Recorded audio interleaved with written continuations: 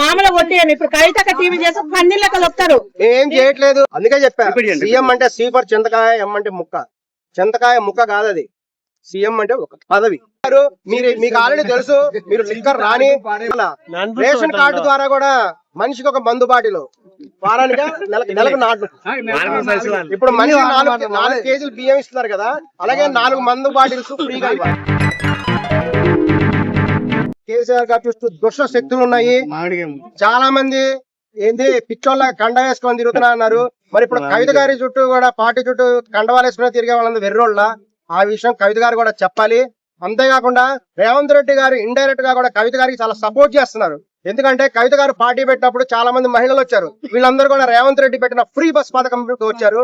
కాబట్టి ఈ విధంగా రేవంత్ రెడ్డి గారు పెట్టినటువంటి ఉచిత బస్సు పథకం కూడా చాలా సమాజానికి ఉపయోగపడుతున్నది. అందరూ కూడా ఎక్కడైనా సభలు కూడా ఉంటే ఇంట్లో మగాళ్ళకు కూడా చెప్పాల్సిన అవసరం లేదు. ఒక ఆధార్ కార్డు మెడలో వేసేసుకుంది. ఆధార్ కార్డు మంగళసూత్రం పక్కన ఒక ఆధార్ కార్డు మెడలో వేసుకొని తిరుగుతూ ఉంటుంది. ఎవరైనా బస్సులో కండక్టర్ అడిగితే ఆధార్ కార్డు చూపిస్తుంది. సో ఆ విధంగా స్వేచ్ఛగా తెలంగాణ ఉంది. కవిత గారు ఈ స్వేచ్ఛను ఇంకా పెంచాలి. ఇంకా పెంచేసి మహిళలను అభివృద్ధి చేయాలి. తెలంగాణని దేశంలోనే నెంబర్ 1 రాష్ట్రంగా చేయాలని చెప్పేసి కవిత గారికి కూడా విజ్ఞప్తి చేస్తారు. మీకు ఆల్రెడీ తెలుసు. మీరు లిక్కర్ రాని కాబట్టి ఢిల్లీలో మీరు ఆల్రెడీ బ్రహ్మాండ పథకం ప్రవేశపెట్టారు. అందుకని మీకు ఆల్రెడీ తెలుసు. కాబట్టి తెలంగాణలో చాలా మంది కూడా పాపం స్వచ్ఛమైన కళ్ళు దొరికి ఇబ్బంది పడుతున్నారు. కాబట్టి కవిత గారు మీరు స్వచ్ఛమైన కళ్ళు దొరికే విధంగా తెలంగాణలో కూడా కృషి చేయాలి అని కూడా విజ్ఞప్తి చేస్తున్నాము.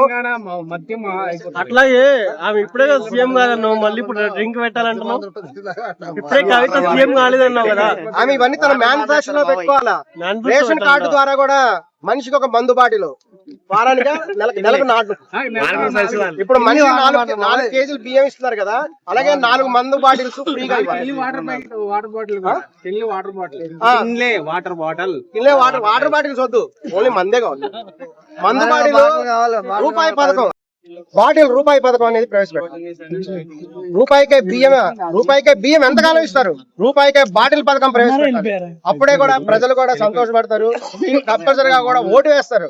ఈ విధంగా పబ్లిక్ డిమాండ్, యూత్ డిమాండ్ అంటే 50% లేడీస్, 50 సీట్స్ లేడీస్ కు ఉండాలి, 50% జెంట్స్ కు ఉండాలి. యూత్ కి 22-25 ఇయర్స్ కి.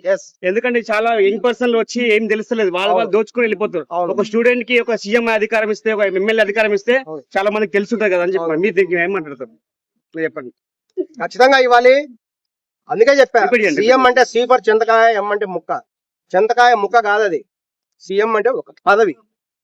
అదేంటంటే దిగితేనే తెలుస్తుంది లోతు.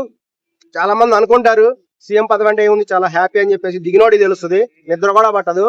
ఈ రోజున రేవంత్ రెడ్డి గారు ఎంతో కష్టపడైన పదవిని నిర్వహిస్తున్నారు, అది వాస్తవం. ఎందుకంటే అక్కడ ఫండ్స్ లేవు. ఎంత ఫండ్స్ లేకపోయినప్పటికి కూడా, ఎంత డెఫిషియన్సీ ఉన్నప్పటికీ కూడా లేవన్నప్పుడు ఆ బుద్ధికేనో లేదా, అంతకు ముందు ఉన్నటువంటి బడ్జెట్ ప్రకారం ఉందనుకున్నారు. తర్వాత దిగినప్పుడు అర్థం ఏమైందంటే సీఎం పదవి అంటే చింతకాయ ముక్క కాదు అని చెప్తున్నారు. ₹1 బాటిల్ పథకం కూడా ప్రవేశపెట్టాలి. నువ్వు ఎట్లా పడితే అట్లా మాట్లాడినావు అనుకో, మేము నిన్ను మామూలు కొట్టేయండి. ఇప్పుడు కవిత టీవీ చేసి పన్నీళ్ళకి వస్తారు. ఏం చేయట్లేదు, తెలియజేస్తున్నాము. వారికి నచ్చితే ఫాలో అవ్వచ్చు. ప్రజాస్వామ్యంలో వాక్సభ పత్రికా స్వాతంత్రాలు ఉన్నాయి కాబట్టి ప్రజలు వాళ్ళ అభిప్రాయం తెలియజేస్తారు. కేసీఆర్ గారు ఉన్నారు, ఈయన అడగండి. ఎవరిని తిట్టట్లేదు. ఇప్పుడు నువ్వు కేసీఆర్ తిట్టిన మాట చూపిస్తే ఆయన కొట్టుకుపోతాడు. నిన్న ఆయన అడగండి. నా దాంట్లో ఫస్ట్ చెప్పినాను కేసీఆర్ నువ్వే కొడతావు. కేసీఆర్ గారు ఏమనలేదు.